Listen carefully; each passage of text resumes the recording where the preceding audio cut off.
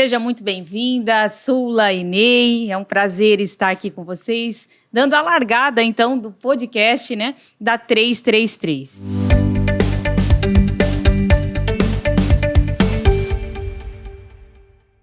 Sula, agora falando um pouquinho sobre a sustentabilidade, né? Quais são os principais desafios enfrentados pela suinocultura em relação à sustentabilidade? Bom, a gente tem bastante desafios, mas bastante oportunidades. Vamos falar em desafios e oportunidades, então. A suinocultura, assim como qualquer outra atividade agropecuária, tem sido alvo de diversas especulações, diversos questionamentos e, claro, a gente tem condições de trazer respostas, né, e trabalhar também para trazer soluções para aquilo que tem sido questionado. Se a gente considerar, Gislaine, quais são os temas materiais que hoje têm sido apontados pelos principais instrumentos de mercado, que são aqueles índices que avaliam as empresas, por exemplo, né, do capital aberto. Não se limita a elas a questão, mas a gente tem aí uma referência boa, que são esses instrumentos de mercado. Os principais temas materiais que hoje a gente tem na suinocultura é questão de bem-estar animal, o uso de antimicrobianos, né, as questões relacionadas à própria segurança do produto, né, que é um dos temas que a gente tem, mas a gente sempre trabalha de uma maneira muito tranquila com relação a isso, né? Hoje a gente enfrenta a parte de saúde animal, né, que é um desafio que o mundo inteiro está enfrentando, e o Brasil tem trabalhado de maneira muito profissional, com bastante êxito, né?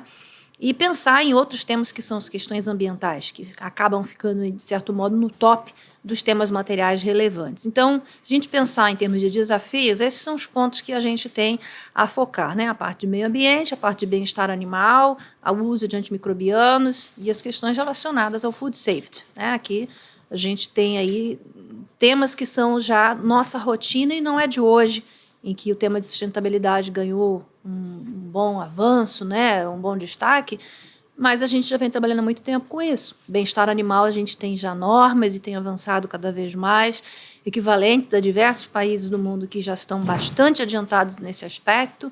As questões de uso de antimicrobianos também a gente tem avançado, é uma temática que o Ministério da Agricultura do Brasil vem avançando e muitas empresas já assumiram compromissos independentes do que se vem de aspecto regulatório, como da mesma forma para o bem-estar animal.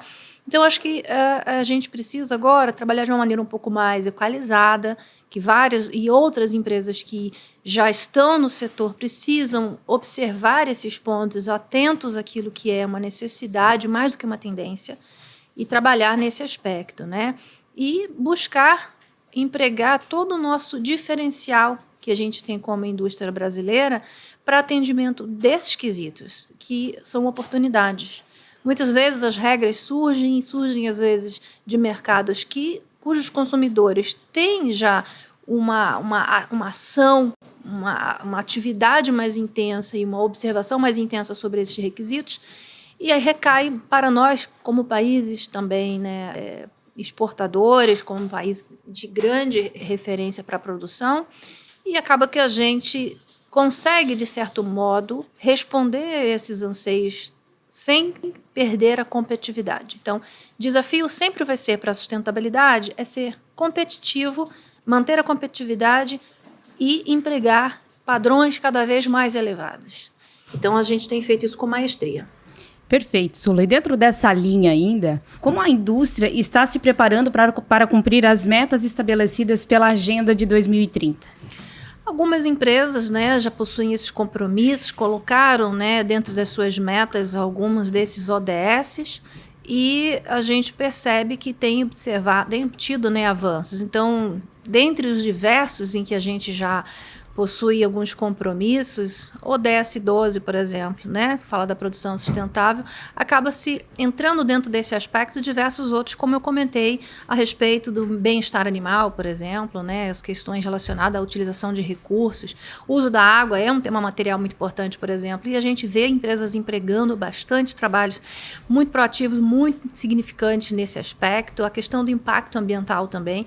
Então, não há um trabalho conjunto em que a gente vê o setor trabalhando focado, todos juntos, mas cada qual dentro daquilo que consegue entregar, fazendo um bom trabalho, alguns com reporte desses dados de forma pública, muito interessantes, né? Por exemplo, os compromissos públicos que algumas empresas assumiram com relação às emissões de gás de efeito estufa, que já são reportadas publicamente, né? Pelo GHG Protocol, a gente vê algumas empresas, outras que sequer são de capital aberto, mas já estão se comprometendo em inventariar os seus dados aí de emissões de gás de efeito estufa, e outras especialmente vamos colocar aqui o tema de bem-estar animal, avançando bastante, independente do que já havia definido por regras, avançando bastante nesse aspecto, que é um ponto, né, um tema material muito importante dentro da suinocultura. Então, a gente tem observado, né, as indústrias trabalhando muito nesse aspecto. E a gente não pode esquecer, Gislaine, a gente está falando muito aqui das questões de meio ambiente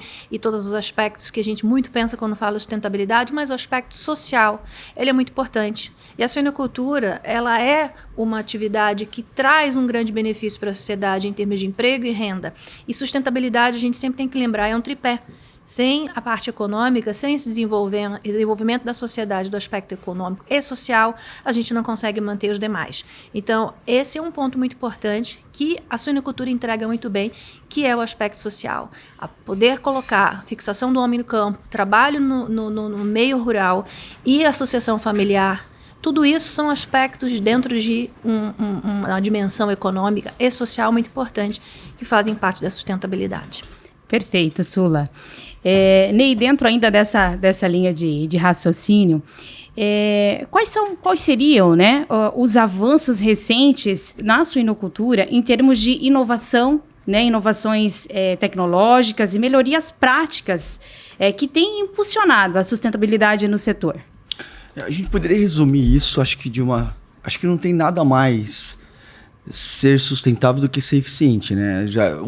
Uma forma de você já estar sendo ser eficiente, você já é sustentável. Eu tenho participado de algumas bancas de teses e dissertações onde que mostra alguns avanços na nutrição da suinocultura e também da avicultura, e eu sempre tenho pedido que é possível você mensurar esses impactos ambientais dessa forma eficiente. E essa resposta ela já tem vindo ao longo das décadas. Eu acho que a Sula ela resumiu bem. O bem-estar animal é um dos tópicos mais quentes que eu acho que eu tenho visto hoje. A questão da qualidade da água. E eu vejo muito com as oportunidades que elas já foram criadas e estão sendo bem trabalhadas. Quando a Sula fala da segurança alimentar, quando ela comenta da questão de retirada de promotores de crescimento, são práticas hoje de que os produtores já têm acesso a isso. São práticas que hoje veterinários ou tecnistas em campos hoje já têm tido técnicas de como poder ajudar nesse quesito. Pensando na parte de nutrição, no passado a gente trabalhava muito de ser eficiente, de melhorar a produtividade. E quando você está sendo isso, a gente consegue mensurar esse impacto ambiental também, olhando pelo lado da nutrição. Mas a gente consegue também buscar cada ponto dessas ODSs ali, o que a gente pode melhorar. Por exemplo, a questão da água. Quando você tem uma melhoria da qualidade da proteína bruta, de redução da proteína bruta. Quando você tem, por exemplo, a retirada de promotores de crescimento, a gente está falando de saúde e bem-estar. A gente tem a questão também de redução de gases de efeito estufa, oferecendo uma melhor nutrição, por exemplo, para os animais. Hoje, eu diria que a evolução tecnológica ela vem ocorrendo e é possível hoje a gente poder mensurar grande parte disso. Perfeito. Dentro dessa linha ainda, Ney e Sula, o que a gente poderia citar aqui em relação aos desafios enfrentados pela produção animal na busca pela implementação dos princípios da Agenda de 2030 da ONU? E quais as estratégias, né, podem ser adotadas para superar esses obstáculos e alcançar as metas, né? Olha, é interessante que a Sula trouxe bem, comentando diversos, tanto o fornecedor quanto o produtor, ele tem sua agenda muito bem definida, né? Então, hoje, os relatórios de sustentabilidade dentro das empresas têm crescido bastante, tanto o fornecedor também, e eles trabalham muito bem com essa matriz de materialidade, de que forma que isso pode se ajudar. Eu acho que esse compromisso com a Agenda 2030, ela tem ganhado força, a gente tem visto isso dentro do mercado de proteína animal, um comprometimento, crescido bastante esse interesse de como poder atender isso. E essa velocidade ela vai ter que ocorrer, né? Isso a gente vai precisar chegar de uma certa forma. É uma realidade, não tem como a gente voltar. Não é algo só que é bonito de se fazer, é mais algo que tem que ser feito. É algo que está em cima da mesa para ser discutido, sendo trabalhado. Então hoje, não só as grandes empresas estão se movimentando para isso, mas também pequenos produtores já se movimentam quanto a isso.